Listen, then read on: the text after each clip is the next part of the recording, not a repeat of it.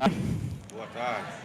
Bem-vindos, muito bom ter vocês aqui. Meu nome é Jones. De onde eu venho, toda vez que a gente se apresenta, alguém diz assim: Oi, Jones, tá certo? Vamos ver se a gente consegue. Oi, meu nome é Jones. Oi. Isso, maravilha. Bom, seria legal se você pudesse fazer a mesma coisa. Vamos fazer isso? Você diz: Oi, meu nome é... Vamos ver o que acontece? 1, 2, 3 e... Oi. Meu nome é Giovanni. Deu para entender? Conheceu alguém novo aí do seu lado? Fica confuso, né? Aliás, tentar se relacionar na multidão parece ser sempre confuso, né? Às vezes, relacionamento pede uma coisa mais aconchegante, né? Mais um grupo menor. E talvez não. É com certeza sobre isso e sobre relacionamento que se propõe esse tempo aqui. Não sei como e nem por que você chegou aqui. Mas o fato é que você está aqui e o nosso tema dessa palestra é o focado no relacionamento, né? Que o Domingo Irresistível começa com relacionamentos. E nós vamos falar um pouco sobre isso. E eu quero trazer isso talvez para um contexto muito prático da nossa vida ministerial também. E eu queria até conhecer um pouco mais de vocês aqui. Eu estou falando com... Quantos aqui são envolvidos com ministério em tempo integral? Integralmente, ok. Ministério infantil? Quantos estão envolvidos com o ministério infantil? Ok. Adolescentes? Jovens? Quantos são pastores nas suas igrejas? Ok. Ministério de mulheres?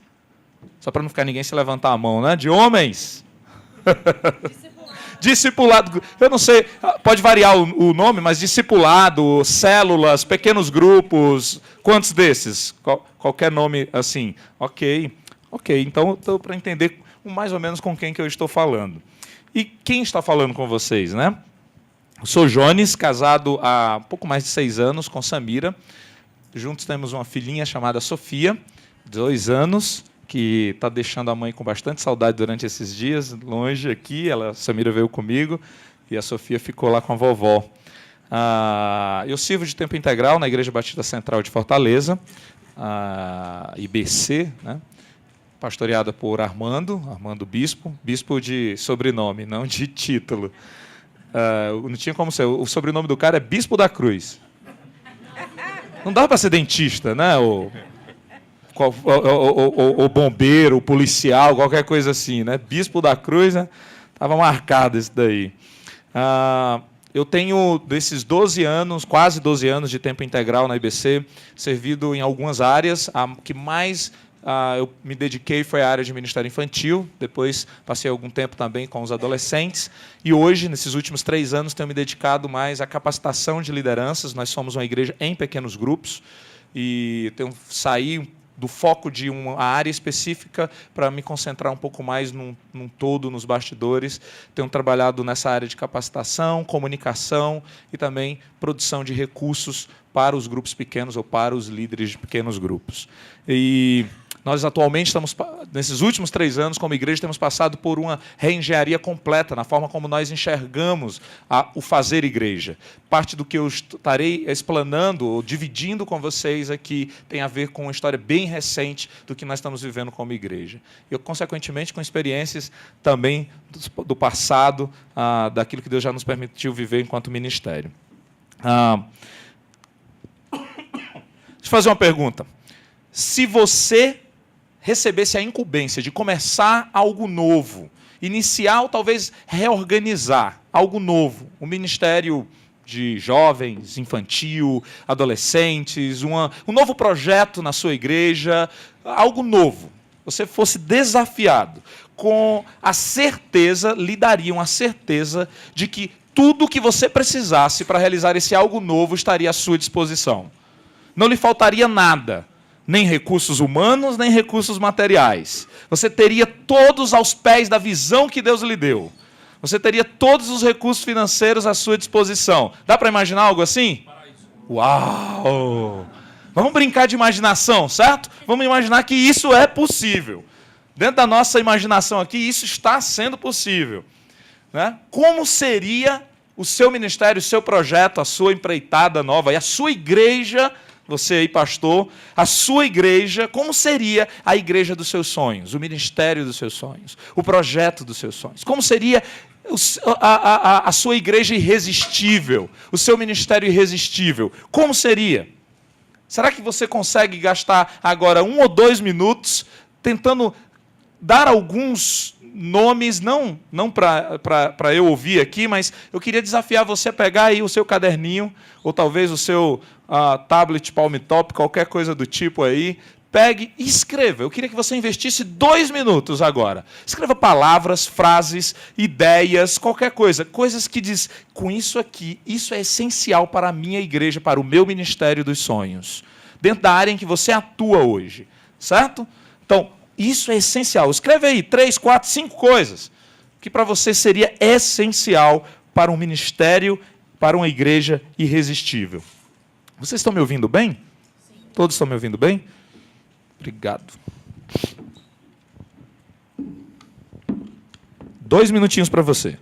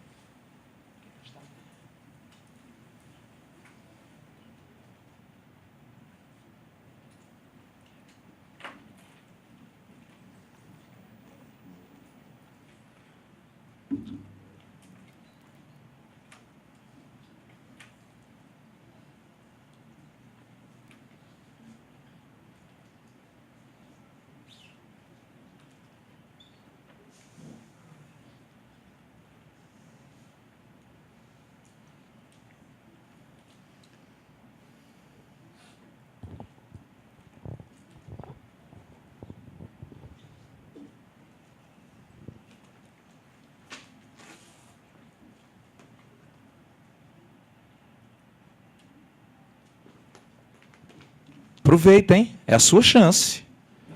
Tudo vai dar certo, terá tudo à sua disposição. E aí, é a hora de pedir. Talvez aqui a cena que vale nos inspirar é Neemias diante do rei. Lembra da história? Neemias pediu para voltar lá e reconstruir a cidade lá. E o rei perguntou, o que você precisa, Neemias? Uau! A hora, hein? Será que temos a resposta?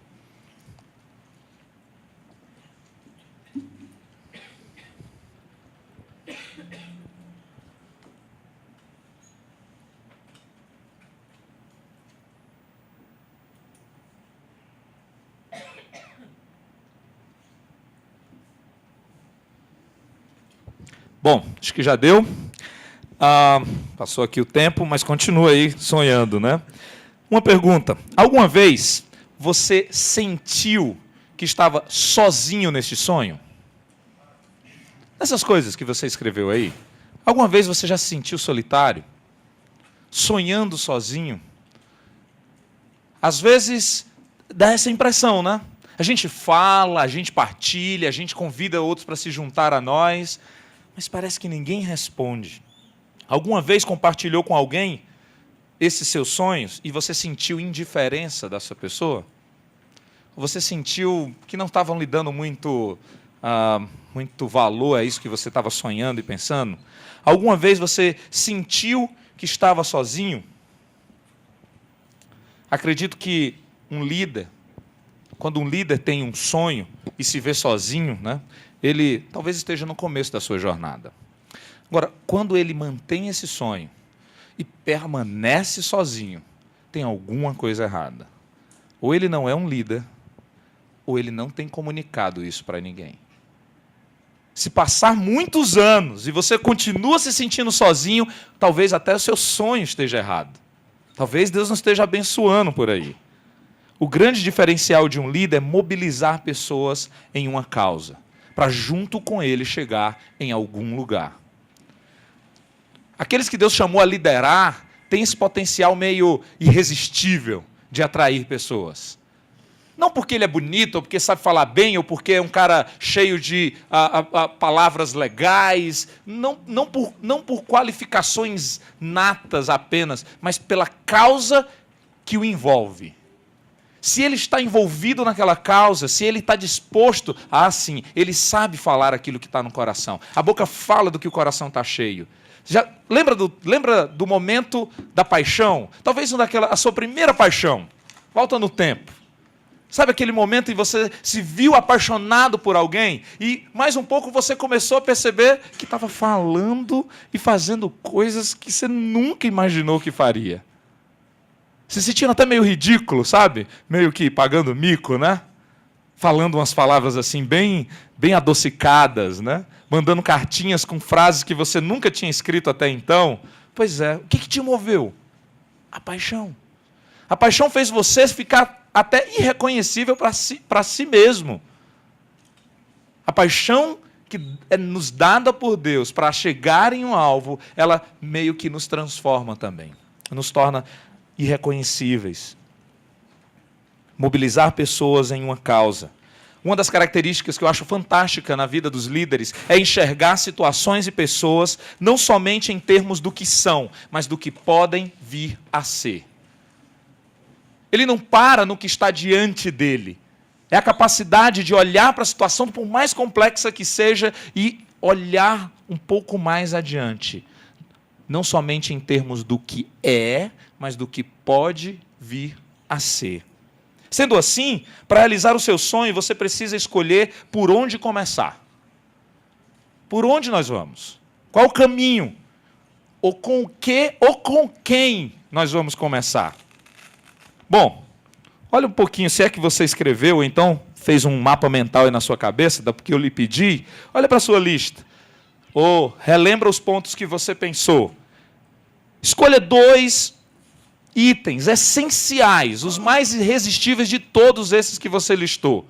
Dessas coisas que você disse, olha, uma igreja dos sonhos, um ministério dos sonhos precisa disso aqui. Você listou aí, ou pensou. Pois muito bem, se você tivesse então que escolher apenas 2 desses itens, apenas 2, os mais irresistíveis, quais deles você escolheria?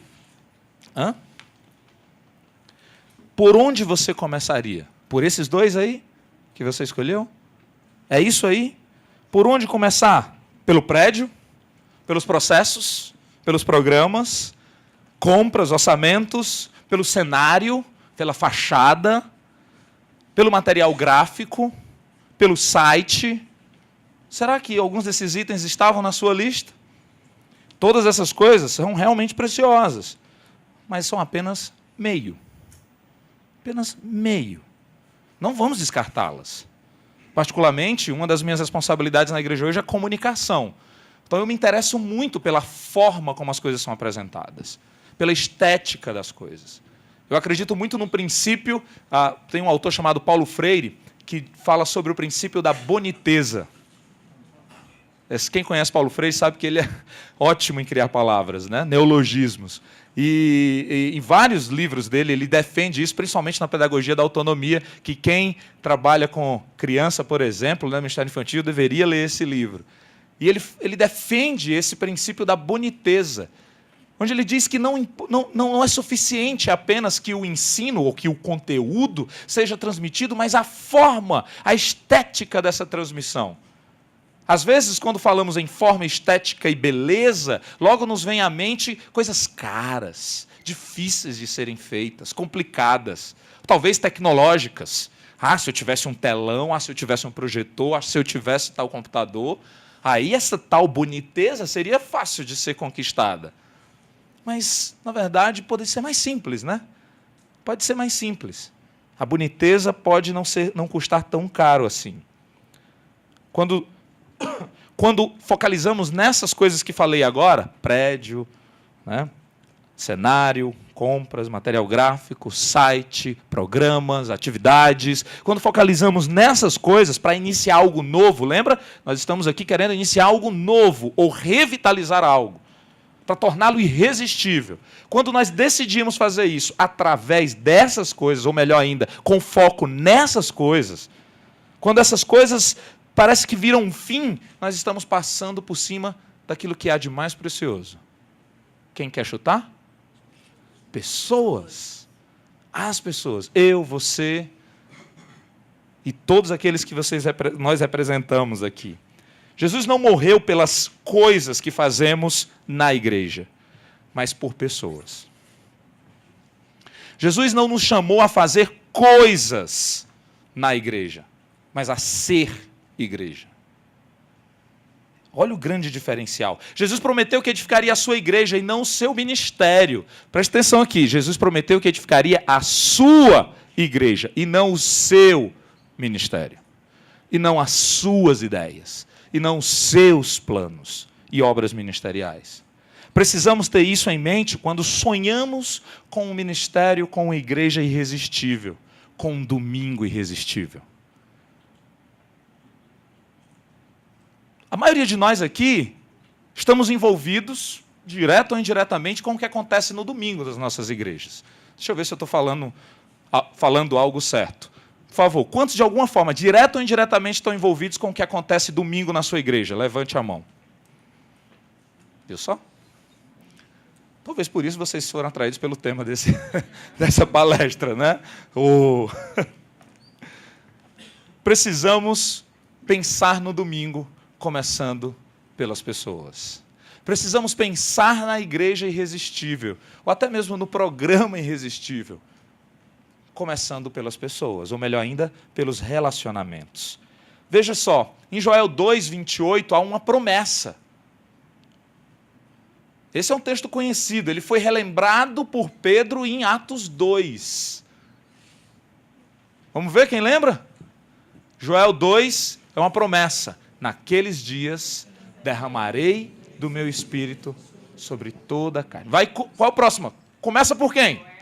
Joel 2:28. Começa por quem? O espírito sobre toda a carne. Começa por quem?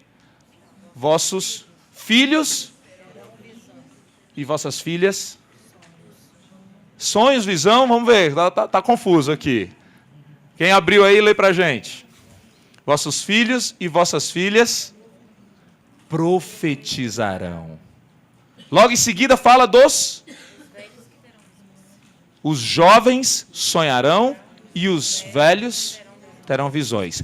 Até, continua, não terminou não. Até sobre os servos e as servas derramarei do meu espírito naquele dia.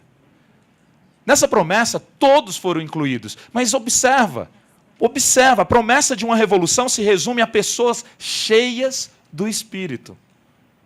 Em Atos 2, quando aconteceu lá, marcado como o dia de Pentecostes, quando todo mundo está... O que está acontecendo aqui? Pedro se levanta e diz, olha, o que está acontecendo aqui é o que foi dito lá em Joel. Ou foi dito por Joel. E ele relembra o mesmo texto. Tendemos a avaliar a boa saúde no corpo pela presença nas programações. Tendemos a avaliar o que está acontecendo, se estamos cheios do Espírito, se nós participamos de atividades. Tendemos a avaliar sucesso, ou quanto somos uma igreja irresistível, pelo quanto fazemos, não pelo como somos. Essa é a grande diferença. Olha, a promessa de uma revolução se resume a pessoas cheias do Espírito. Não pessoas fazendo coisas, mas pessoas cheias do Espírito. Focados na ideia de atividade, programações, rotulamos alguém quando a gente não encontra muito essas pessoas nos cultos. A gente diz que eles estão o quê? Nunca mais encontrei fulano no culto. Deve estar desviado. Alguém ligou para esta pessoa para saber por que faz tempo que ela não aparece? Alguém se preocupou em descobrir por que faz tempo que ela não vai lá no Ministério Infantil servir, já que ela se voluntariou para servir? Alguém se preocupou com aquele jovem que nunca mais apareceu lá naquela atividade legal, bacana, que ele ia sempre? Temos a tendência de pastorear quem aparece. Temos a tendência de focalizar nas 99 e não naquela ovelhinha que se desgarrou. Pois foi exatamente isso que Jesus disse. Quando a que se desgarrou, eu vou atrás dela. O bom pastor corre atrás daquelas que se desgarrou. Os nossos olhos parecem que brilham nas 99. A revelia daquela umazinha. Estamos certos que as pessoas aprenderam mais de Deus porque estiveram presentes no ensino da escola bíblica dominical.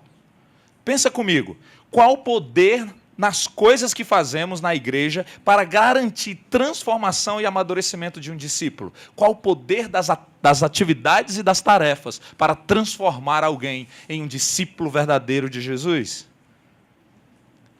Existe um forte risco de que todas as nossas atividades de igreja tornem as pessoas dependentes de programações e não de Deus. Cuidado para não falar que eu estou dizendo que é isso. Existe um risco. Existe um risco. Ao meu ver, pessoal, particular, um risco muito grande. E eu posso talvez atestar isso porque eu sou, como dizem, rato de igreja, né? Da maternidade para um culto de domingo. Nas salinhas da escola dominical infantil. Cresci no meio aí, sendo levado pela mãe, porque não tinha para quem deixar numa tarde, para as reuniões de oração das senhoras. No meio disso. Chegou na adolescência, deu um curto-circuito. Porque os questionamentos começaram, as respostas não vieram, e aí eu digo, pai, esse negócio não faz mais sentido para mim, estou fora. A sensação de que tudo o que me disseram que era suficiente parecia que não estava sendo. Vá para o culto, vá para a escola dominical, participe da oração tal, vá não sei o quê, faça a visitação. Tudo isso, pode inventar aí, diga a lista aí, tudo isso. Buscar batismo disso e daquilo, buscar dons, sei daquilo, tudo, para reunião, para tudo, durante minha adolescência inteira, infância e adolescência, tudo. Mas chegou uma hora que tudo que diziam para eu fazer, para poder ver se resolvia aquelas coisas que estavam batendo na minha cabeça, aqueles desejos e impulsos, como a Bíblia diz, os impulsos da mocidade, parece que essas coisas não estavam resolvendo.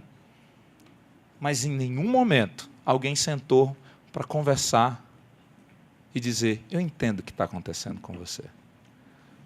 Em muitos momentos eu só escutava o vá lá e reze 3 Ave-Marias. Traduzindo para a nossa realidade aqui, né? Vai e faça isso. Vai e faça aquilo. É a penitência. Menino, pare com isso, menino. Você precisa ir mais para o culto. Existe um forte risco de que todas as nossas atividades de igreja tornem as pessoas dependentes de programação e não de Deus, e, consequentemente, afastadas de relacionamentos. Isso porque, em muitos casos, as pessoas são treinadas ou discipuladas a seguir Cristo através de eventos e atividades eclesiásticas. E aqui um parênteses para dizer, se você está pensando em levantar da cadeira e dizer, chega, não quero mais ficar ouvindo ninguém detonando os programas da minha igreja, eu diria, aguenta mais um pouco. Vamos continuar o raciocínio. Certo? A gente tem que estar pronto, como líderes principalmente, a participar de ouvir um processo de raciocínio que às vezes parece uma desconstrução, e na verdade é, mas vamos ver o que vai dar. No mínimo, eu desafio você, continua considerando. Continua considerando. Eu não quero apresentar aqui a verdade, até porque a verdade já nos foi apresentada. Então, aqui vamos continuar pensando. Vamos pensar. Já que você está aqui, né? Então vamos até o fim. Precisamos desenvolver discípulos autônomos e interdependentes. A melhor visão para mim de interdependência é a que quando você caminha com as suas próprias pernas, mas de mãos dadas com as outras pessoas. Você sabe aquela brincadeira de criança que sobe em cima do pé, né? Você fica levando a criança assim em cima do seu pé? Tão legal, faço isso com Sofia, ela acha o máximo. Legal. Aquilo na vida espiritual é um senso de dependência. A independência é, não toque em mim, não se meta na minha vida, não pegue em mim, eu me viro. É a criança que diz, filha, me dá sua mão para atravessar a rua. Não, eu sei. Não toque em mim, eu faço sozinha. Então é a dependência e a independência. Eu prefiro ficar com a interdependência. Caminha com suas próprias pernas, de mãos dadas. Dando seus próprios passos, consciente de que você é responsável por isso. Mas se cair, eu vou ter uma mão aqui, ó, que eu posso pedir ajuda e socorro, como também posso oferecer. Mas isso requer tempo, investimento. Isso requer relacionamento. Não é apenas abrir a porta, ligar as luzes, soltar o som e pronto. O cristianismo vivido no atacado é menos trabalhoso que o vivido no varejo. O atacado junta todo mundo na sala, Bota a pregação para esse menino, bota a pregação para esse povo, 1 hora, 1h30, 2 horas, está demorando demais, é o Espírito que está usando. É o Espírito que está usando, e vamos embora, 2h30, 3. Espera aí, mas Deus espera que eu seja sensível à realidade de quem eu estou falando. Será realmente que aquele adolescente consegue ser relevante para ele? Nossa mensagem de 2 horas, 2h30, consegue ser relevante para um adolescente de 15 anos? Ou até mesmo para um jovem de 20 anos? Aliás, nem para nenhum adulto. Qualquer educador aqui presente nessa sala vai atestar isso junto comigo. Nenhum de nós consegue reter 2 horas. Aliás, 1 hora já é complicado. Nas escolas, qual é o tempo de duração de cada aula? Alguns já é 45, né? Alguns já estão diminuindo. Está tirando aí. Mas tem uma razão, tem um fundamento. Os pedagogos chamam de tempo de centração. Tem um tempo ali. Se eu lido com a criança, você que é do Ministério Infantil, eu lido com a criança de 2 anos, tem um tempo de centração. Não queira dela a mesma coisa que você faz com a de 11. Ela não vai ficar. Nas crianças pequenas, nas programações infantis, me lembro que a gente tinha que fazer um troca, faz alguma coisa, troca, mais outra coisa, troca, mais outra coisa, troca. Já nas mais velhas, dá para fazer troca. Troca. Troca. Percebe? O time é outro, o tempo é outro. Centração muda. E eu preciso ser sensível como comunicador desta verdade, como líder inspirador daquele rebanho, eu preciso ser sensível a isso. Se o Espírito está sujeito ao profeta, quem dirá o tempo de programação do seu culto? Percebe? Cristianismo vivido no atacado é menos trabalhoso que o vivido no varejo. Alguns acham mais simples o atacado. Eu prefiro dizer que é simplório. Simples é dedicar menos esforço em fazer igreja e mais tempo em ser igreja. Isso é simples. Menos na agenda, menos programa.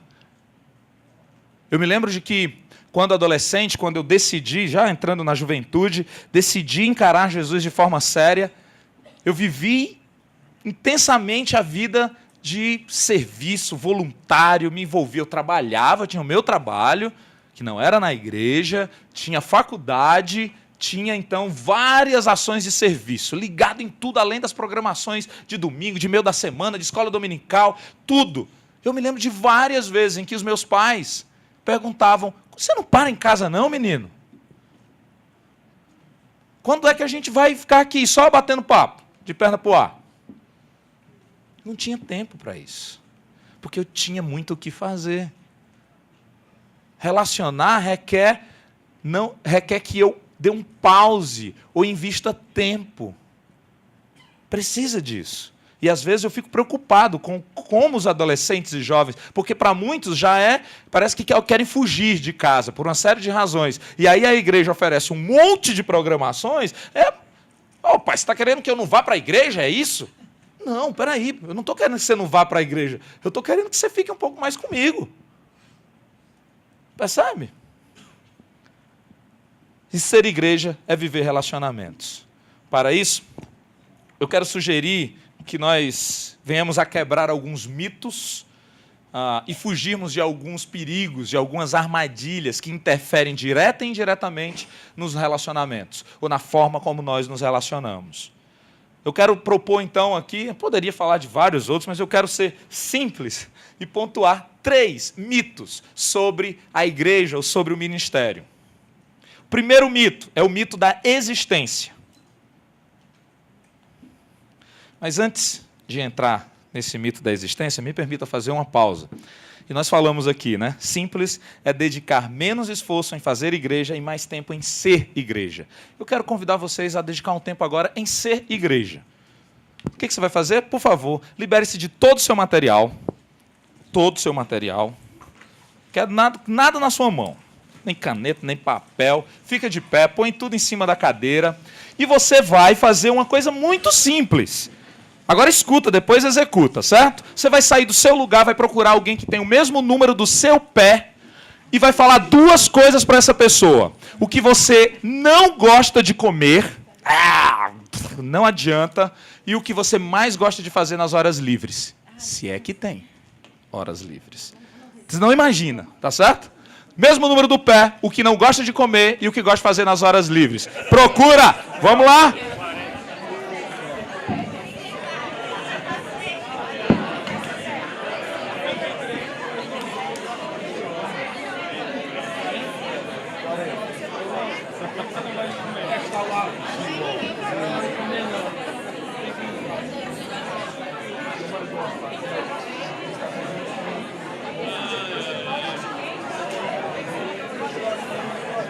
Tem um?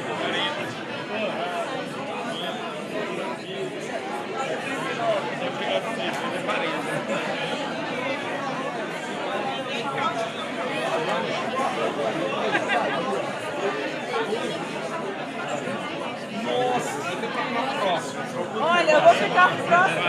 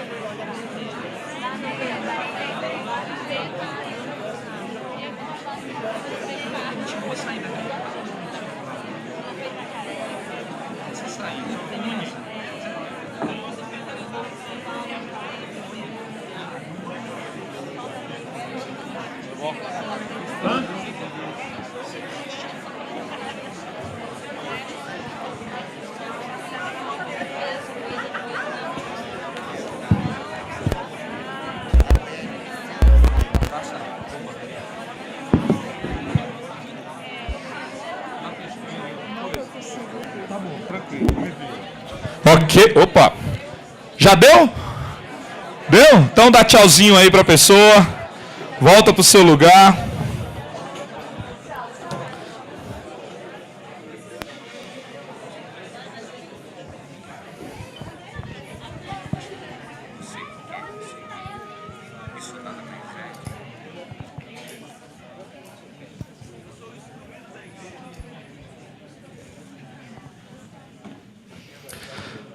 Ok. Deixa eu me fazer uma pergunta. Primeiro, achou a pessoa com o mesmo número do seu pé? Sim. Quem foi difícil aí? Quem não? Não achou. Também, 30, irmã, como é que você se equilibra em cima desse pé? Ah, tá bom, é verdade. É porque ela caminha com as próprias pernas fora de mão. Aê! Muito bom! Muito bom. Agora, segunda pergunta. Você falou para essa pessoa que você encontrou aí somente o que eu pedi ou falou mais?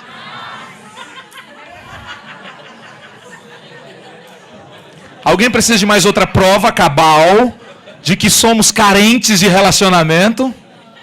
Queremos falar, queremos conversar.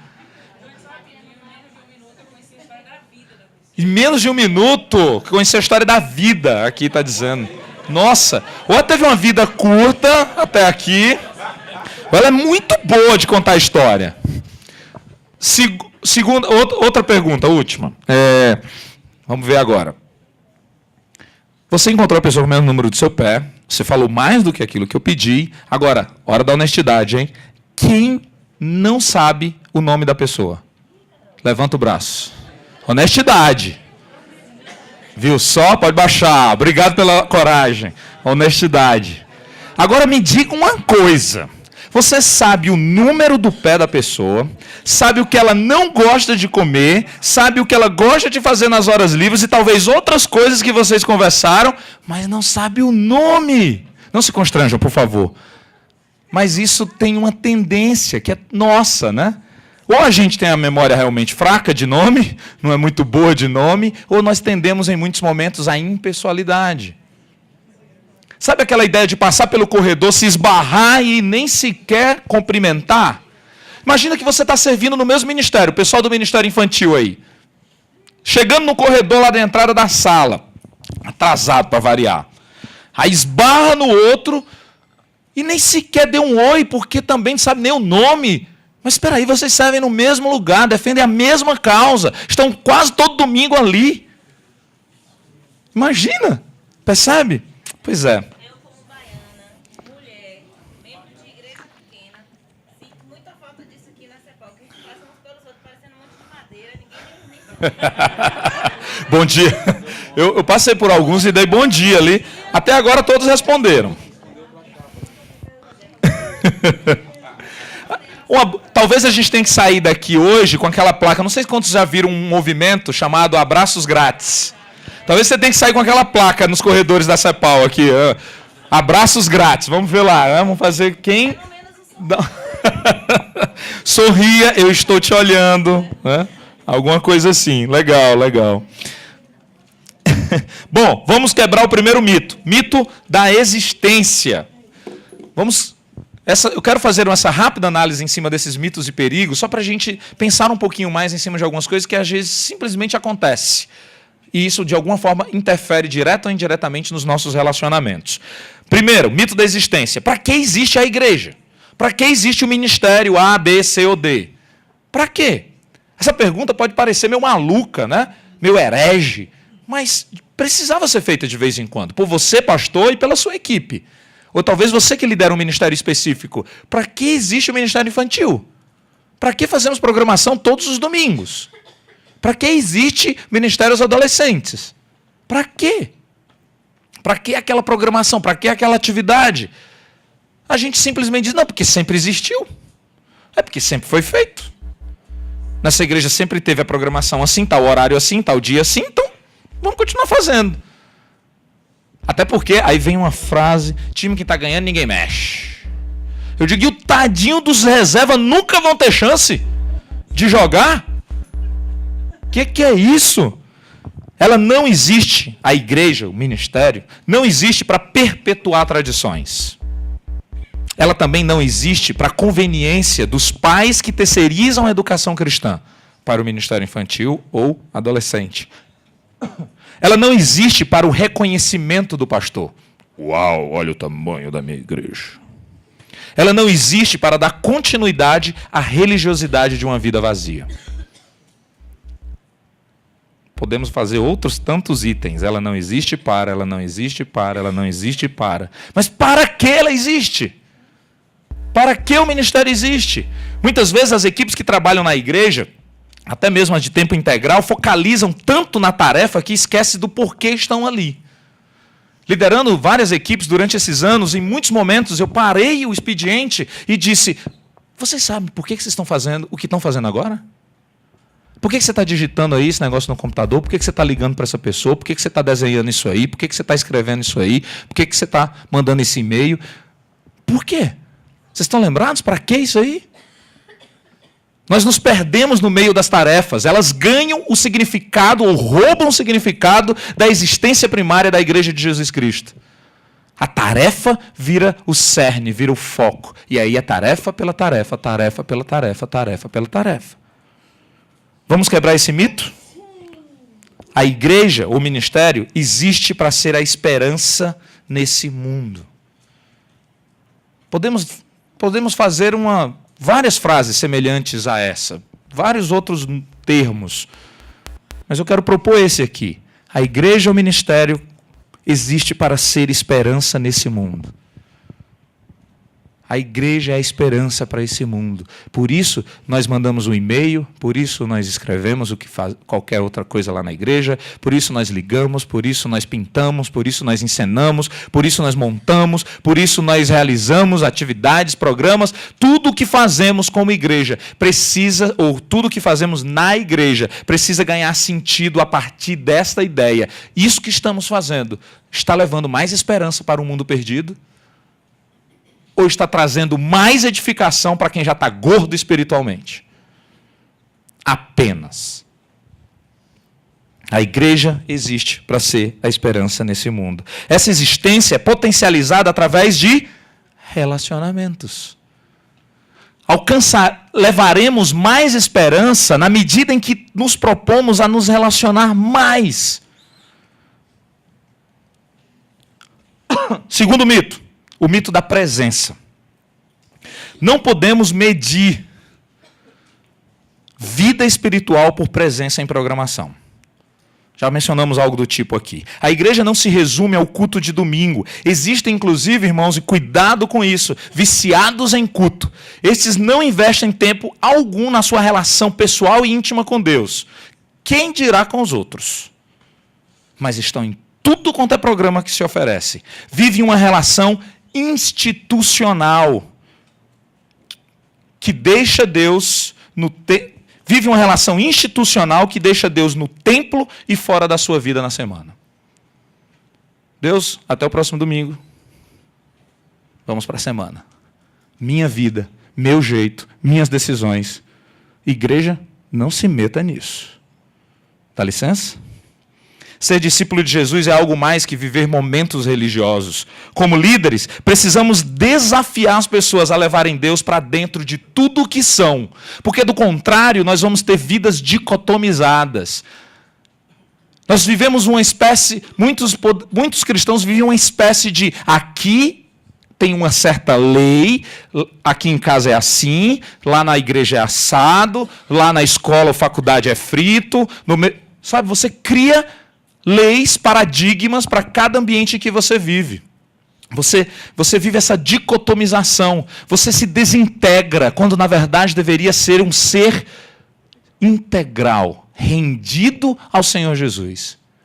Aonde quer que você esteja, fazendo o que quer que for, inclusive com qualquer pessoa que for. Eu sou um ser integral e preciso representar Jesus aonde eu estiver. Ser discípulo de Jesus é algo mais do que viver momentos religiosos. Como líderes, precisamos desafiar as pessoas a levarem Deus para dentro de tudo o que são. O foco não é a minha presença nas coisas da igreja, mas a presença constante de Deus nas minhas coisas e a minha presença na vida de outras pessoas. Não é o quanto eu vou para o que a igreja faz, mas o quanto Deus está no que eu faço. Aí você diz assim, vamos convidar Deus. Porque uma vez eu falei para um grupo e disse assim, olha, você precisa convida Deus para tudo que é você. Mas e as pessoas que têm um monte de coisa errada na vida delas? Eu digo, na medida em que Deus entra no indivíduo, as outras coisas vão saindo. A gente quer lavar, esfregar, enxaguar o cara no primeiro momento. Deus tem poder para transformar, arrancar o vício, arrancar o trauma, arrancar o mau hábito. Tem, tem ou não tem? Tem. Mas ele também tem poder para permitir que isso aconteça gradativamente. E enquanto isso, nós vamos caminhar num relacionamento de amor, de intimidade e de apoio a essas pessoas que estão numa caminhada de restauração. Restauração é para todos nós. Eu e você, não sei, quer dizer, eu vou falar por mim. Eu estou numa caminhada de restauração. E até que Jesus volte, essa caminhada não estará completa. Não estará. Percebe? Terceiro e último mito. Mito da qualidade. Esse tem dois extremos. O perfeito é irmão do relaxado. São os dois extremos.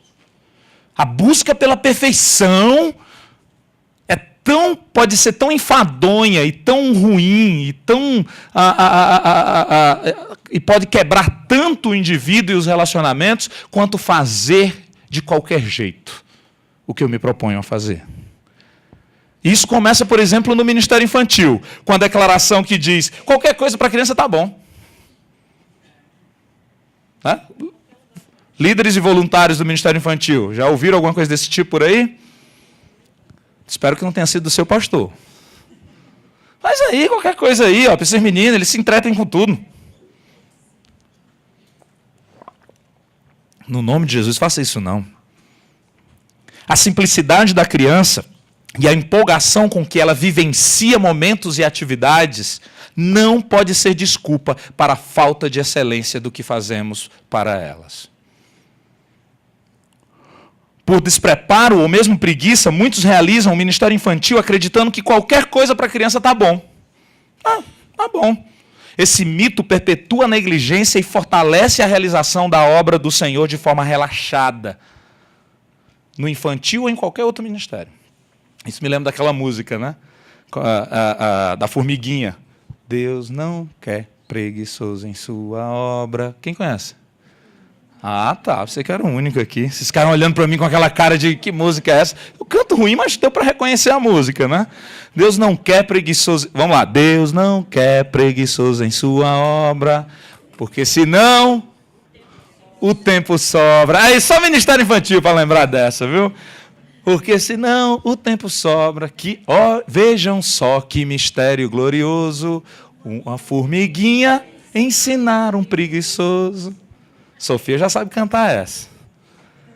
Percebe o quanto que, às vezes, na verdade, nós inculcamos algo na cabeça, né? Essa ideia sem sentido de que qualquer coisa serve, e por causa disso, e por causa dessa crença, saímos assim mesmo. E, às vezes, eu estou falando do ministério infantil, mas isso vaza para várias outras áreas da igreja.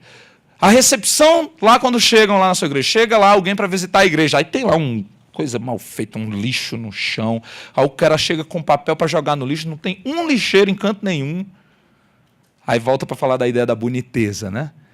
A beleza, ela estampa, ela atrai os olhos. A beleza estampada é uma forma de dizer, aqui fazemos com excelência, porque o fazemos para Jesus. Percebe?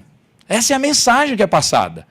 Eu não sei quantas vezes você pode ter a oportunidade de visitar algumas dessas grandes empresas que se preocupam com sustentabilidade, reciclagem, a estética. Nossa, você entra nos lugares fantásticos, bem pensados e tal, um jardinzinho, uma plantinha ali que faz a diferença, e você diz, puxa, aqui eu me sinto bem, né? Nossa, como seria legal se eles também pudessem se sentir bem quando chegam em qualquer coisa que nós apresentamos como igreja. E mais do que a estética em si, ele ser bem recepcionado, né? A equipe de recepção. Uma vez eu brinquei com o pessoal da equipe de recepção, brinquei e chamei a atenção, né? Lá nas nossas programações. Vamos supor, está ali o palco, o culto está acontecendo ali. Aí está aqui a pessoa, aí está todo mundo sentado aqui, olhando ali, está acontecendo, e na borda da entrada aqui está o recepcionista. As pessoas estão entrando por onde? Por ali. Assim, ó. E o recepcionista está olhando para onde? Para lá. Ô, recepcionista, é para cá. As pessoas estão vindo dali, ó. Boa tarde, bem-vindos. Boa noite, bem-vindo. O recepcionista fica de costas. É um detalhe, né? Parece coisa de chatinho, né? Eu sei que eu sou um pouco chatinho, mas também, ao mesmo tempo, cara, por favor, volta-se para, né, onde as pessoas estão vindo, né? Bom, não esconda o melhor que você pode dar, porque afinal você está dando para Deus. Colossenses 3:23. Tudo que fizerem, façam de todo o coração, como para o Senhor. E às vezes eu ficava intrigado com essa parte de todo o coração. Como é que eu posso dizer que algo é de todo o coração? Aí eu encontrei uma forma de tentar entender e ilustrar isso. Quer ver? Vou tentar fazer isso com vocês. Enche o seu pulmão de ar. Agora devagar você vai soltando. Bem devagar. Bem devagar. Até não ter mais nada de fôlego.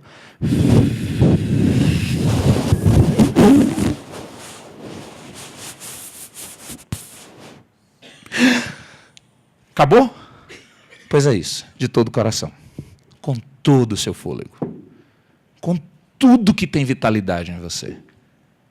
Isso é de todo o coração. Não é só de qualquer jeito. Não é só no primeiro fôlego. Não é só o melhor. O comecinho do melhor. É todo o melhor. Coloque tudo tudo à disposição do reino e por toda a eternidade você vai se lembrar disso. Mas fuja do perfeccionismo. Não vá para outro extremo. Podemos nos apegar tanto aos detalhes que deixamos de lado o que realmente vai ficar e transformar. Teve um exemplo de um dos nossos líderes de programação, um dos responsáveis por uma programação, que a preocupação dele, nós temos uma equipe de produção que dá toda assistência no que diz respeito a som, a projeção, iluminação e tal.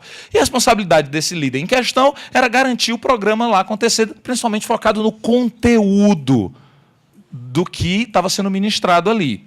Certa vez ele ficou tão preocupado com tudo que estava acontecendo que ficou lá martelando no técnico do som. Esse negócio aí está baixo, esse negócio aí aumenta aí, esse negócio aí não sei o quê. Mas já tinha alguém para fazer isso lá. E depois, na semana, eu fui conversar com ele para dizer por que você estava tão preocupado com o que não era a essência do que estava acontecendo ali. E nem tampouco a sua responsabilidade direta. Eu digo, sabe quantas pessoas perceberam que o som da bateria que você reclamou estava baixo? Pensa bem. Quantos de nós vamos perceber que tem um agudo a mais ou a menos num som na hora da banda? Raros de nós vamos perceber isso. Mas ele estava tenso, preocupado e preocupando o técnico porque não estava ouvindo o som não sei de quê que vinha lá da bateria. Eu disse, cara, não é esse o seu foco. Focaliza naquilo que as pessoas vão sair de lá martelando na cabeça. Você gastou tempo e preocupação para querer deixar algo perfeito que não seria a grande marca. Precisamos ser excelentes, é verdade. Mas a busca pela perfeição nos torna insensíveis aos relacionamentos porque nos tornamos intolerantes. Isso nos leva aos perigos e armadilhas que precisamos fugir se queremos manter o foco em relacionamentos. Primeiro perigo, impossibilidade.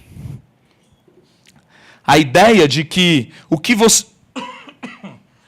faz diante de situações difíceis? Geralmente a gente olha para qualquer situação que está nos ocorrendo e acha que aquilo não tem solução. Isso tem a ver com pessoas. Nós lidamos com relacionamentos, lidamos com pessoas, diz, essa vida dessa pessoa é complicada demais. Isso não tem jeito. Isso daí, acho que nem Deus resolve. Sabe, essa coisa de enxergar a impossibilidade e não a possibilidade. Diante de uma situação difícil, você tende a procurar uma solução ou lamentar a realidade? Você é do tipo que lamenta que existe espinhos entre as rosas ou celebra porque existe rosa entre os espinhos? A nossa atitude frente a qualquer situação determina a nossa altitude. Tenha uma boa atitude e você experimentará de uma ótima altitude frente a qualquer situação que lhe ocorra. Certa vez, estávamos indo para um acampamento de crianças. Tínhamos 2 ou 3 ônibus, 2 ônibus. Chegamos perto do acampamento e a trilha que levava até o local tinha chovido e o motorista disse que não entraria com os 2 ônibus naquela trilha de forma nenhuma. Apenas um deles que era menor. Chovendo, meio de um mato, paramos numa estrada assim no cantinho. E aí o que eu faço? Vou levar esses meninos a pé? Do ônibus maior, não posso fazer isso. E aí na equipe se instalou um certo medo, e agora o que nós vamos fazer? Vá lá, meu senhor. Espera aí, pera. Bem nordestino, né? Vamos, não tem problema não com esses, né, os traquejos nordestinos, né? Então, macho velho, presta atenção aqui. Aí... eu disse, calma aí, nós vamos fazer algo bacana. Parou o ônibus, manda deixar o ônibus, que pode ir, deixar as crianças que estão dentro dele, volta para cá, pare o mais perto possível, todos os voluntários descem, faz aquele corredorzão assim, e quando as crianças estiverem descendo do ônibus, vocês vão ficar, uhul, vamos lá, aventura! Nossa, foi marcante. As crianças desceram o corredor lá, e todo mundo, vamos lá! Parecia que eles estavam entrando assim, sabe, no estádio, com aqueles... todo mundo se sentindo, olha, as crianças de 7 a 11 anos. Entraram no ônibus menor, levamos até o acampamento, chegaram lá achando o máximo. Trocamos de ônibus, teve um corredor que os tios fizeram e tal. O que poderia ser um transtorno virou um ganho. Qual a sua atitude frente às situações? Não permita ser vencido pela impossibilidade. Segundo, aliás, deixa eu só compartilhar Jeremias 29:11. Porque sou eu que conheço os planos que tenho para vocês. Planos de fazê-los prosperar e não de lhes causar dano. Planos de dar-lhes esperança e um futuro. Nossa, que possibilidades Deus nos apresenta aqui. Por que vou eu focalizar na impossibilidade? A impossibilidade nos impede de continuar acreditando na transformação de pessoas. Segundo problema, ativismo. O ativismo faz você romper com o que realmente importa. Sem a clareza do que de fato é preciso fazer, podemos fazer muita coisa que não é preciso. Qual é o principal da sua igreja? Qual é o principal do seu ministério? Qual é a sua missão? Todos estão conscientes disso? Estão se girando numa sinergia em torno disso? Ou tem muita missão, visão, meta, estratégia, valor, declaração disso e daquilo para todo lado que ninguém sabe reconhecer o que de verdade acontece aqui? Defina a essência. Recentemente nós fizemos como igreja essa grande revolução da simplicidade e nós chegamos a dizer, nós temos uma declaração e tudo vai girar em torno dela agora. Qual é a declaração? Amar a Deus, amar uns aos outros e proclamar Jesus. Simples assim. A grande comissão e o grande mandamento. Amar a Deus, amar uns aos outros e proclamar Jesus. Nós não reinventamos a roda, só botamos isso numa sequência, numa frase, criamos uma marquinha e está lá. Essa é a nossa missão. Tudo que fazemos como atividade precisa contribuir para isso. Levar as pessoas a amarem cada vez mais a Deus, amarem uns aos outros e proclamar Jesus, para que outros venham cada vez mais amar a Deus, amar uns aos outros e proclamar para que outros venham. E assim vai, até que Jesus volte. Ministério infantil, ministério adolescente, de jovens, casais, homens, mulheres, tudo que fazemos, culto, programações diversas, elas precisam ecoar isso. As pessoas precisam sentir que estão vivendo isso. Relacionamento, a segunda parte, né? Amar uns aos outros. Ativismo pode te fazer esquecer da beleza e simplicidade da mensagem. Por último, intolerância. Intolerância detona nossos relacionamentos, é um grande perigo. Fomos chamados a lidar com pessoas, mas por vezes somos implacáveis com os estilos diferentes do nosso. Volta para o nosso desafio do começo. Construir uma igreja, um ministério irresistível. Lembra do que você sonhou agora há pouco? Lembra dessas coisas que você pensou, anotou aí? Por onde você quer começar agora? Pelos prédios? Pelos programas, pelo formato, pela agenda, pelo site, pelo orçamento. Por onde você quer começar a sua igreja ou ministério irresistível? Pelos relacionamentos, pelas pessoas. Comece por desafiar as pessoas a investir em pessoas. Não crie uma legião de pessoas que te seguem e precisam de você para tudo. Formem seguidores de Jesus que vão tomar decisões fundamentadas na palavra, que eles vão ler. Eles não vão ficar só ouvindo você pregar no domingo, mas na semana eles vão ler também. Vão examinar as Escrituras. Os torne mais autônomos, menos dependentes de você. Assim eles não vão mais nem querer ficar na igreja. Eu espero que tenho certeza que se ele se dedicar ao conhecimento de Deus, ele vai ficar na igreja. Estou certo disso. Forme seguidores que vão assumir a responsabilidade dos uns aos outros. Tem uma música de um amigo meu que diz: talvez se saíssemos da inércia caminhando para a atividade. E eu acho que é isso que nós precisamos no que tange aos relacionamentos. Sairmos da inércia das programações, do vácuo do que fazemos como igreja, para nos dedicarmos à atividade de sermos igreja. Talvez seja disso que precisamos. Jesus disse: eu sou o caminho, a verdade e a vida. João 14,6. Gente, olha só o que está discriminado aqui. A verdade é uma pessoa. A verdade é uma pessoa. Jesus diz: eu sou o caminho, a verdade e a vida. E como pessoa, deseja se relacionar conosco. A verdade não é uma lei escrita e estática. A verdade é uma pessoa e cabe a nós, igreja de Jesus, apresentarmos essa verdade através de relacionamentos. Porque foi isso que Jesus fez. Ele saía no meio do povo. Ele falava com todo tipo e foi criticado por causa disso. Ele estava sentado para comer, ele estava andando no meio, ele subia no monte, ele entrava na casa, ele ficava um tempo, ele saía, ele ia para outro canto, ele estava no barco. Ele não estava dentro de um escritório com ar-condicionado, trancado, passando e-mail e querendo resolver tudo do gabinete.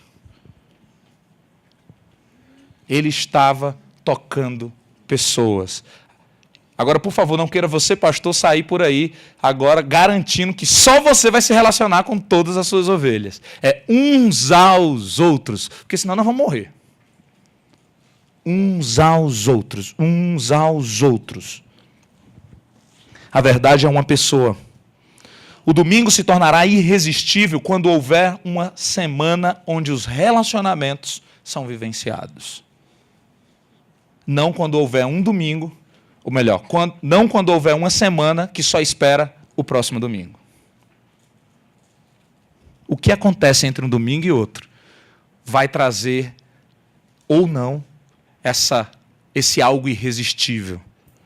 Quando nós, líderes, deixarmos de oferecer uma intimidade institucional para oferecer uma intimidade pessoal ou relacional e ver isso propagado na vida, ou de vida na vida, numa crescente, intimidade relacional com Deus e uns com os outros.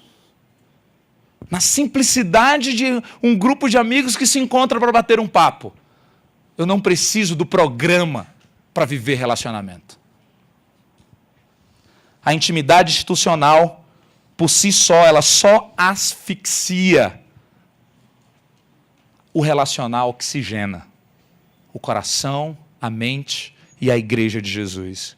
Deus idealizou a igreja para vivermos juntos. E é o estarmos juntos que nos validará como discípulos e nos fará ser reconhecidos como tal. Olha o que Jesus diz em João 13. Amem-se uns aos outros, como eu os amei. Vocês devem amar-se uns aos outros. Com isso, todos saberão que vocês são meus discípulos. Como? Se vocês se amarem uns aos outros. O amar uns aos outros não só nos valida como discípulos, como nos faz ser reconhecidos como tal. Olha a importância. Não nos reconhecer como discípulos e as pessoas vão nos reconhecer como discípulos e nos verem parecidos e ver o Mestre sendo expresso em nós na medida em que nós nos amamos. Existe uma identidade ali, existe uma marca ali. Olha só como eles vivem. O mundo vive em crises respiratórias constantes. Precisamos mostrá-los que eles precisam respirar relacionamentos com Jesus e com a sua igreja. A igreja é uma rede de relacionamentos. E nós precisamos manter isso. Essa rede tem se espalhado a partir de Jesus e chegou até a mim e chegou até você. Aliás, você lembra de quem falou de Jesus para você pela primeira vez? Consegue lembrar? Talvez sua mãe, seu pai, um líder, um vizinho, um amigo. Quantos conseguem lembrar da pessoa que falou de Jesus para você pela primeira vez? Legal, né? Vamos parar agora um pouquinho. Vamos orar por essa pessoa que falou de Jesus para você pela primeira vez? Vamos fazer isso? Pausa aí. Pausa aí. Senhor, muito obrigado, porque o teu relacionamento com essa pessoa me atingiu.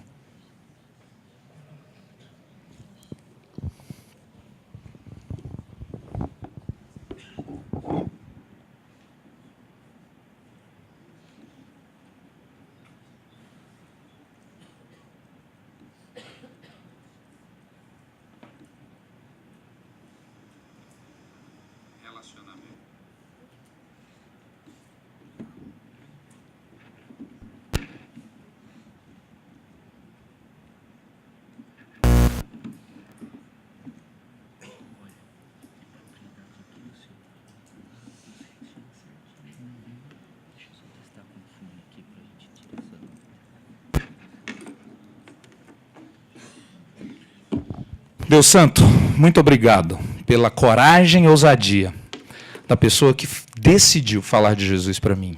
E agora, Deus, eu clamo, nos ajuda a não deixar essa rede ser estagnada. Não nos deixa, Senhor. A tua palavra vai continuar sendo propagada, a despeito de mim. Mas Deus, sabe o que é? Eu quero fazer parte disso, Senhor. Eu quero fazer parte da construção dessa grande rede, para a glória do teu nome. Amém, Senhor. Amém. Bom, foi ou não foi? Deixa eu voltar aqui. Relacionamento, desculpa, só para a gente concluir aqui uma ideia. Você só descobre o seu verdadeiro papel quando se relaciona com outros. Do contrário, você vai continuar sendo alguém meio perdido na multidão. A verdadeira imagem de quem somos nunca será completa se eu me isolar. Isolados, somos presas fáceis para o diabo. Deixe a diferença de lado. Olhe para o que nos une, que é a causa, para quem nos faz um, que é Jesus. Não se distraia com as diferenças ou imperfeições. Tem uma frase que dita por numa das músicas do Teatro Mágico: os opostos se distraem, os dispostos se atraem. Acredito muito nisso. Que sua igreja e ministério invistam em relacionamento na semana, no domingo, no sábado. Assim o domingo se tornará irresistível. Faça do domingo uma consequência, não a causa. Faça de cada domingo uma celebração. Relacione-se sempre, em toda parte. Relacione-se sempre. Para a glória de Jesus. Para continuar a manifestar aquilo que ele sempre foi em essência. Uma comunidade. O Pai, o Filho e o Espírito Santo. Que agora decide nos envolver, ou decidiu nos envolver. Por isso chegou até mim e você. E nós vamos continuar. Não focado no programa, nem no que nós fazemos na igreja, mas focado na ideia de sermos igreja, com quem quer que Deus colocar na nossa frente. Amém? Você pode baixar sua cabeça e mais uma vez a gente orar sobre isso. Eu queria orar especificamente sobre os desafios que cada um aqui estão envolvidos no ministério, estejam envolvidos no ministério e na sua igreja. Sobre o desafio de tirar o que atrapalha a percepção do foco principal de vivermos igreja. Deus Santo, muito obrigado, Senhor, pela tua palavra, pelo teu exemplo, pelas histórias que nós podemos ouvir, pelo momento de se relacionar que nós conseguimos aqui, numa brincadeira, Senhor, demonstrar o quão simples nós podemos fazer, o quão simples nós podemos ser na medida em que decidimos nos relacionar. Muito obrigado, Deus. Agora, de uma forma muito especial, eu clamo a Ti, Pai, na autoridade do Teu Espírito, sobre cada dificuldade, barreira que nós precisamos tirar, remover, para que os relacionamentos sejam a grande bandeira na nossa igreja, nos nossos ministérios, Senhor. Que a gente possa investir nos relacionamentos de líderes de grupo pequeno com as crianças, de auxiliares com as crianças, dos mais velhos com os mais novos, de pais com filhos, entre os adolescentes, entre os jovens, entre as crianças, que eles possam, aliás, que as crianças possam crescer numa comunidade onde o relacionamento é preservado, valorizado, mais do que os programas, Senhor. Para a glória do Teu nome. Instiga em nós um profundo desejo de Te agradar através da simplicidade de apenas ser igreja. Para a glória do Teu nome. Nos ajuda a construirmos igrejas irresistíveis. Mas antes disso, nós precisamos nos relacionar de forma irresistível, Senhor. Para a glória do Teu nome. Amém. Amém.